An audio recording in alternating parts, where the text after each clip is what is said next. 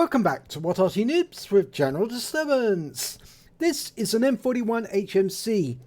It's a Tier 5 American SPG and it's located on the south spawn of Siegfried Line. And the name of the commander is Darknamja. Now you may have seen another replay that we had with Darknamja in the M41 and he did particularly well in that battle. And I'm expecting him to do equally as well in this one. And the battle is about to commence. Time to roll out. And they're off. Now he's located out in the field. So he's moving to a firing position. And I think he's going to go right towards the cap area. This is a standard battle. Now the M41 is based on the chassis of the Chaffee tank. It's got a 155mm howitzer. The engine is up front, as is the usual transmission of the Chaffee. But of course, usually the engine is at the back of a Chaffee and the transmission at the front.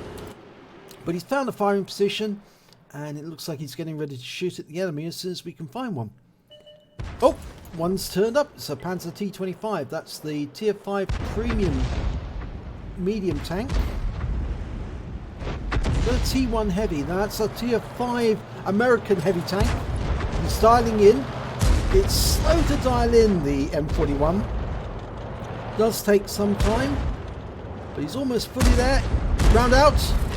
Direct hit. 165 hit points. That's a good start to the battle.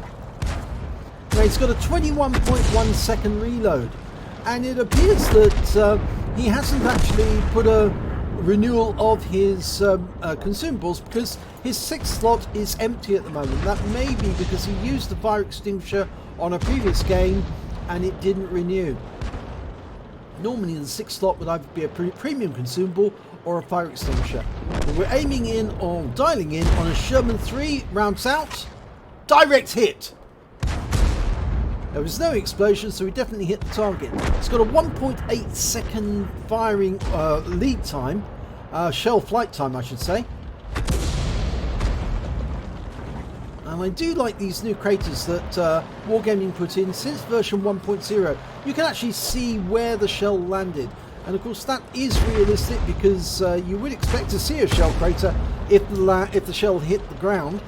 And there's the M4 and he's moving forward. In fact, there's two M4s together. So he could hit two tanks at once, but he's going for the other M4 and he gets a direct hit. 186 hit points. Now that M4 is now one shot if we can get another shot on him.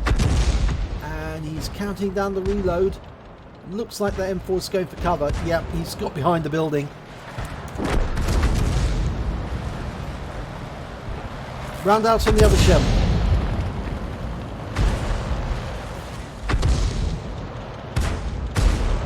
Almost reloaded. And that Sherman's gone down. There's the M4. In fact, there's two M4s there. Oh my god, there was 3 M4s together. Of course, if you count the Sherman as an M4, he's going for the same spot. Round out. Oh, and that M4 went down just before his shell arrived. So unfortunately he didn't pick up any hit points off that, but he's certainly got a lot already. He's got 351 and there's still plenty of enemies to fire at. Okay, he can't get to that M4 because he's behind the buildings. There is a KV-1S in town as well as that Panzer T25 and he might be able to get a shot on the Panzer T25. He's dialing in next door to where the Panzer T25 is located. I think he's actually pulled out, but there's nobody there to spot him at the moment. The nearest tanker we've got is the Excelsior, and he's just around the corner. We've got a Panzer 4H is a little distance away. But one enemy has turned up, and that's the T67. He's making a dash towards our gap. We're dialing in as quickly as we can, but he keeps moving, so we're having to adjust our shot. And he fired prematurely there. And the unfortunate thing is he missed the T67 and the T67 is going for the P43 and I think that's a AFK player. It's either a bot or it's an AFK. No, he's not a bot, he's not an AFK. He did manage to finish off that T67. He was actually just seeking the comfort of that bunker. Now, there's the Panzer T-25, and he's attacking our Excelsior. We're loaded, but yep, we hadn't fully dialed in. But there's a target we can hit. There's a Crusader. It's going to have to lead it a little. Now it's backing away. Should be able to get it now. Round out. Yes! Direct hit. Kills him for 139. There's an M4 improved just around the corner. Now that's going to be a bit of a problem because he's now in cover. So long as he stays where he is, we can't hit him. Looks like he's taking pot shots at the Excelsior. Now, if he comes around the corner, we can get him. No, he's going around the buildings. He knows that he's Arty safe in that position, but he's going to find it hard to get through all this traffic jam. He's going to have to squeeze his way through, and of course Darknamja is loaded and dialed in, so if he tries to come around that way, he's going to get a shell in the face. Unfortunately, we can't hit him now. We've got a red line, which means there's obstruction in the way. Which way is he going to go? I think he's going to try and make his way through that traffic jam. It seems the easiest thing to do. We've got 4 tanks. The enemy's got 5. They do have the advantage. They've got an OI and a KV-1S as well. And there's the KV-1S. He's suddenly appeared. It's been spotted and he just took a hit from the Excelsior, I think. Now, Darknamja's not going to sit around and wait for these two to work their way out. I think he's going to take matters into his own hand. The P-43, unfortunately, is now on his own because the Excelsior was taken out. Darknamja's relocated to a different angle. Can he get a shot on the enemy? Well, no. That M4 is still hiding behind the buildings.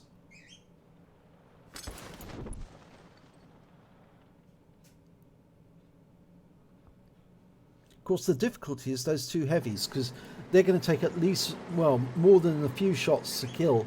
In fact, that OI experimental is pushing some of the wrecks out the way, because they effectively died, making a huge traffic obstruction. And there's the M4 improved, comes around the corner, and the P-43 finishes him off. Made a big mistake. He must have come through that traffic jam and finished the and tried to get at the P-43. There's the Bishop. Tier 5 British SPG, and the P-43 is proxy spotting him at the moment. He's over the wall, and there's no way that Bishop can get at the P-43. Oh my, look at that! 248 hit points. He wipes out the Bishop. Great shot by Darknamja. I don't think that Bishop driver will be very happy. He was being proxy spotted by the P-43, and the OI and the KV-1S are not really helping. And now the scores are even. There's 2 heavies and an Arty on the enemy side, and 2 Artys and a medium on our side. And the P-43 is moving up round to the other side. Now we've still got one of our team, the AMX-13AM. He's guarding our cap area. Now it looks to me like Darknamja. Well, we spotted one of the enemy Arty. It's the M41, and the OI's come out, and he's chasing after the P-43. Okay, so we're dialing in on the OI. He's trying to get at that P-43. He must be trying to dial in. Oh, he just missed. He fired but missed. And he's got a fairly long reload on that OI experimental. If the P-43 can get out of the way, he won't be able to get a second shot. Oh, he did fire, but he missed. And our shot goes in and hits the OI for 200 hit points. Very useful. He's now 1 shot. If we can get 1 shot into the right place, and of course firing it into the side of an OI is the best place to fire. Weak armor on the sides, heavy armor on the front. Okay, he's dialed in just about. Fires a round in, and he kills the OI! That means there's only 1 enemy left. It's the KV-1S. The enemy Arty, the M41, was taken out by the P-43. So it's 3 kills for Darknamja, 2 for the P-43, and 2 for the AMX-13AM. That just leaves the KV-1S in the town, and the P-43 is near the enemy cap, but he hasn't gone in.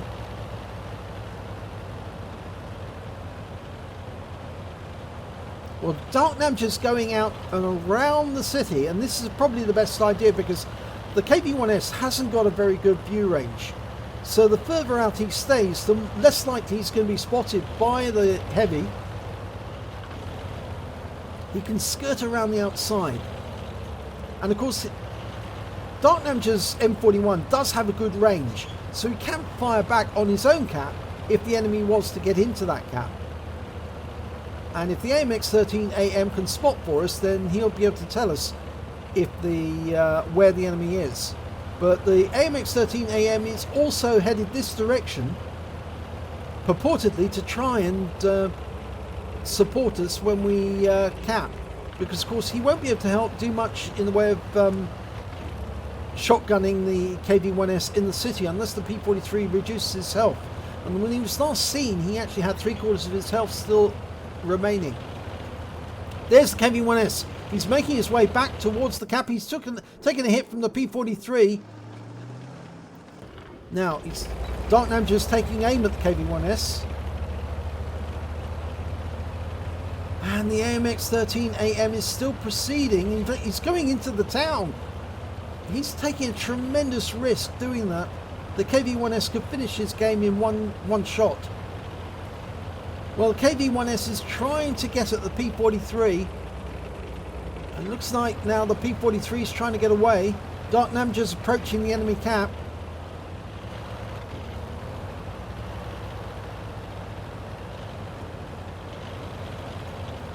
Okay, now he's capping. Now, if the others can keep the KV-1S occupied, Darknamja can finish off the game in the next 1 minute 30 seconds.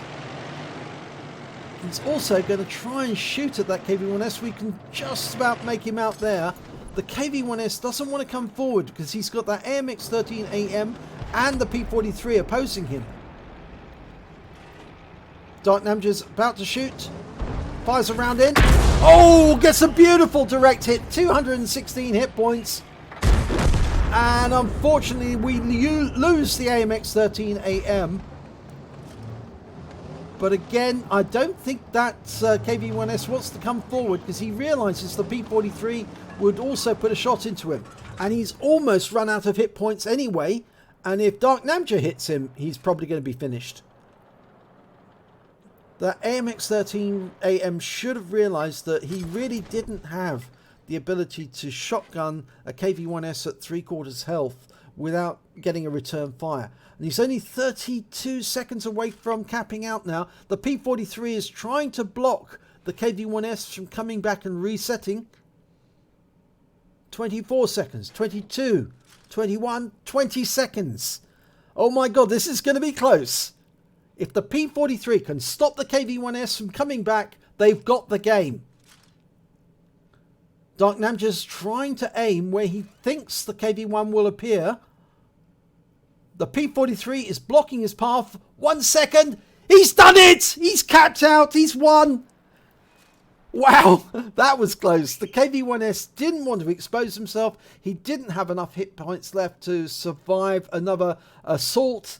And here's the end of battle result, and it's better than expected. Darknamja got a win. He also got a first-class tanker in the M41 HMC. A bruiser medal for getting at least 5 critical hits. He got 15. But best of all, he got the Raider-Invader combo. He got the Raider medal because he was never seen during the entire battle by the enemy team.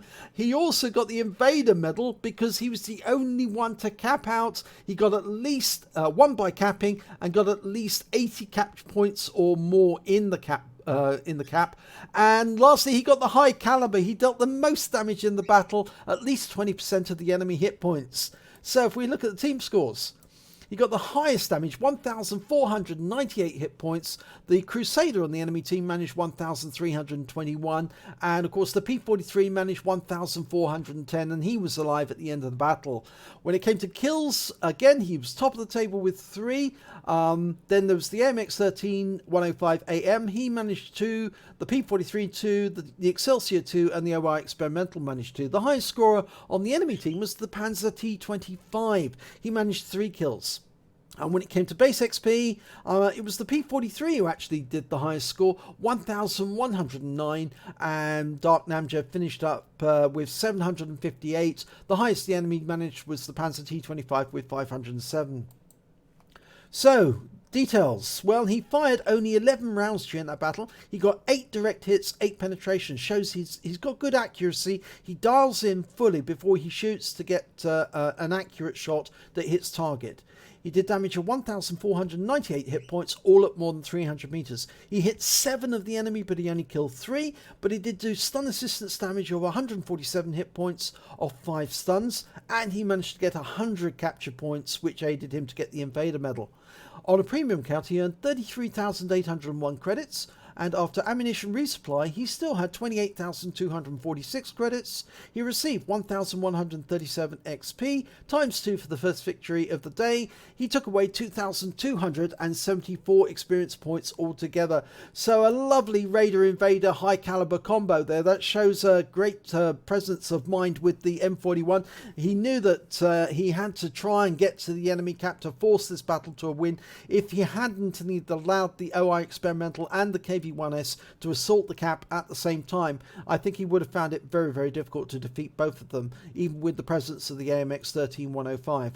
So it worked out for the better that he went around the outside, got to the enemy cap area, started capping, and then allowed the rest of his team to block the path of that KV-1S so he couldn't reset, and that won the game for them. So, if you enjoyed this replay, please give it a like and do subscribe to our channel, and hopefully it'll be your replay that I'll be featuring in the next video.